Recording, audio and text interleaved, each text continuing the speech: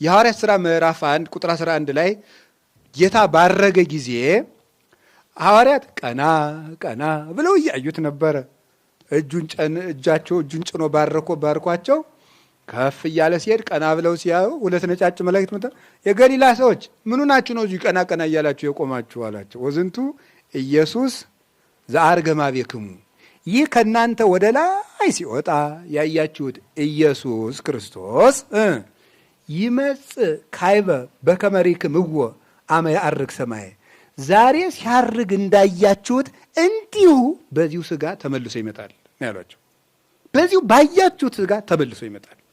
ዛሬ ሲያርግ እንዳያችሁት ሊቃውንቱ ሁለት ትርጉም ሰጥተውታል። ይሄን ዛሬ ሲያርግ እንዳያችሁት እንዲሁ ይመጣል።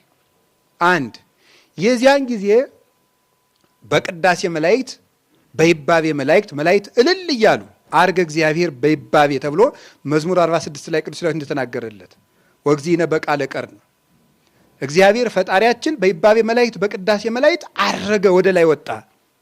እግዚአብሔር መቼ ወርዶ ነው መቼ ወጣ? የክርስቶስ እርገት ነው እንጂ። ታዲያ ክርስቶስ እግዚአብሔር ነው። ሌላ ያረገ ከሌለ ያረገም ኢየሱስ ክርስቶስ ብቻ ከሆነ አምላክ ነኝ ያለም እሱ ከሆነ የአይሁዳውያን አምላክ በእርግጥ ሰው ሆኖ ሥጋ ለብሶ ዓለምን አድኖ አድርጓል። ፈጣሪያችን እግዚአብሔር አረገ ብሎ ዳዊት መዝሙር 46 ላይ ተናግሮልን ነበር። ልክ እንደዚህ ሲያርግም እነዚያ መላእክት መጥተው እያሸበሸቡለት እያመሰገኑት ነው ያረገ። እንደዚህ በመላእክት እየተመሰገነ ሲያርግ እንዳያችሁት ሲመጣም መላእክት እያመሰገኑት እንዲሁ በግርማ ይመጣል። ስለዚህ ምን ብሎ ነበር የነገረን? የማቴዎስ ወንጌል ምዕራፍ 25 ቁጥር 31 ላይ ምንድን ነበር? ወአመ ይመጽእ ወልደ እጓለ እመሕያው በደመና ሰማይ ምስለ መላእክቲሁ ቅዱሳን በስብሐተ አቡሁ ዘበሰማያት። የሰው ልጅ መላእክትን አስከትሎ በአባቱ ክብር በመጣ ጊዜ ብሎ ነበር የነበረ። በአባቱ ክብር መላእክት እያመሰገኑት፣ አባቱ ምን የሚያደርጉት ነው? መላእክት የሚያመሰግኑት ነው።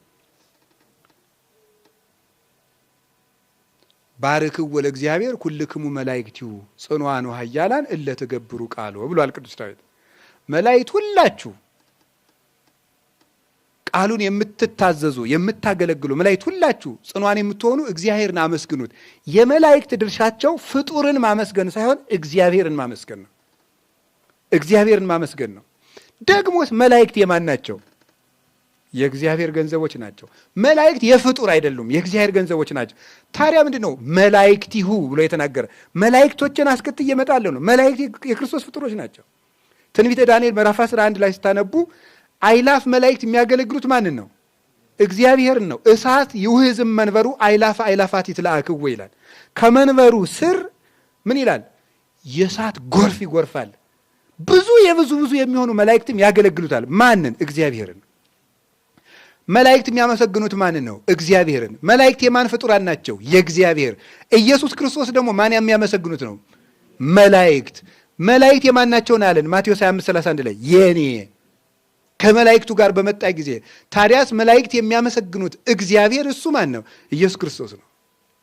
ስለዚህ እየተመሰገነ እንዳረገ እየተመሰገነ ይመጣል። አይሁድ እንደሰደባችሁት አይቀርም ነው።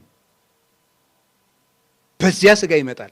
እናንተ በናቃችሁት ሥጋ፣ እናንተ በሰደባችሁ ሥጋ፣ እናንተ ምራቅ በተፋችሁበት ሥጋ ያን ጊዜ እሳት ከፊቱ እየነደደ ይመጣል። እግዚአብሔር እሰ ገሃደ ይመጽእ፣ እግዚአብሔር ኢየሱስ ክርስቶስ ያን ጊዜ ትስብእትን በመለኮት መለኮትን በትስብእት ገልጦ ይመጣል። ወአምላክነሂ ኢያረምም፣ ያን ጊዜ ኢከሰተ አፉሁ ተብሎ እንደተነገረ ስትሰድቡት ዝም እንዳላችሁት ያን ጊዜ ግን ዝም አይላችሁም፣ ይፈርዳል። እሳት ይነድድ ቅድሜሁ፣ በፊቱ ጽዋ መዓት መቅሰፍተ እሳት ይነዳል፣ ይፈርድባችኋል ብሎ ዳዊት እንደተናገረ በግርማ ይመጣል። በዚህ ሥጋ ይመጣል። ለዚህ ነው ይህን ሥጋ ማናፍርበት። አዎ ለዚህ ነው እንዴ ታውቃላችሁ እንዴ ሰው የወንበዴ ዘመድ ቢሆን አያፍርም እንዴ? ያፍራል። ቆይ በኃጢአት ተጠርጥሮ የሞተ ሰው ዘመድ ታሪኩ ሲነሳ አታፍሩበትም? አታፍሩ? እናፍራለን። ክርስቶስ ሲሰቀል ምን ተብሎ ነው የሞተው? ምስጋና ይገባዋል። ኃጥእ ብለውናል የሰቀሉት፣ ኃጢአተኛ ሕግ የሻረ ብለው ነው የሰቀሉት። ለምንድን ነው ታዲያ ይሄን ስጋ የማናፍርበት? ለምንድን ይሄ ስጋ ሊፈርድ የሚመጣ ነው። ምራቅ ትፍ ያሉበት ያ ስጋ። እውነቴን እኮ ነው። እንዲሁ ርቱዐ ሃይማኖት የሚባል ሊቅ ይሄን የጌታችን ኢየሱስ ክርስቶስ ስጋ ሲተረጉም እንዴት እኮ አድርጎ እንደሚለው ብትሰሙት፣ እንዴት አድርጎ እንደሚለው አንዱ እየተመሰገነ ይመጣል ነው። ሁለተኛው ይሄ ስጋ ቀድሞ እንደምታውቁት ሳይለወጥ ሳይረቅ ሲያርግ እንዳያችሁት ተመልሶም ሳይረቅ ሳይለወጥ ምን ይላል ነው ይመጣል።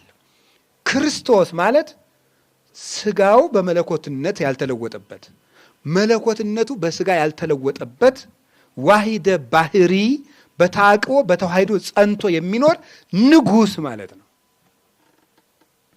ወአነሂ እነግር ከመ ኢመፍትው እስምዮ ለቃለ እግዚአብሔር ክርስቶስ ዘእንበለ ትስብእት ወይ ለትስብእቲ ዘእንበለ መለኮት አላ ቃል ተደሚሮ ምስለ ስጋ በትድምርት ዘይትፈለጥ ወዘኢይትሌለይ ተሰሜ ክርስቶስ ይላል ቅዱስ ቄርሎስ ድርሳን 27 ቁጥር 1 ላይ ሲናገር፣ ድርሳን 27 ቁጥር 1 ላይ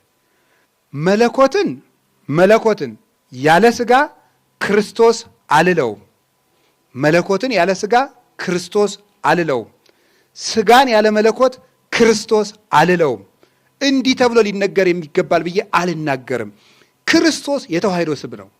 መሲህ የተዋሂዶ ስም ነው።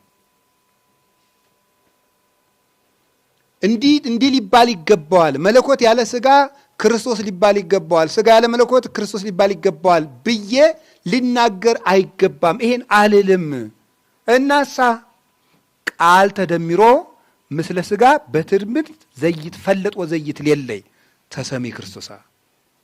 ይልቁንም አካላዊ ቃል በማይለይ በማይነገር በማይመረመር ተዋሂዶ ከስጋ ጋር በተዋሃደ ጊዜ ያን ጊዜ ክርስቶስ ተባለ። ስጋ ከረቀቀ ክርስቶስ የለም፣ ቃል ከተለወጠም ክርስቶስ የለም፣ ሁለትም ከሆነ ክርስቶስ የለም። ክርስቶስ አንድ ነው። ክርስቶስ አይነጠልም። ክርስቶስ አልተለወጠም። ክርስቶስ አይከፈልም። ክርስቶስ ነጠላም አይደለም፣ የተዋሃደ ነው። የምናምነው የቄርሎስ ሃይማኖት ነው። በዚህ ስጋ ክርስቶስ ይመጣል።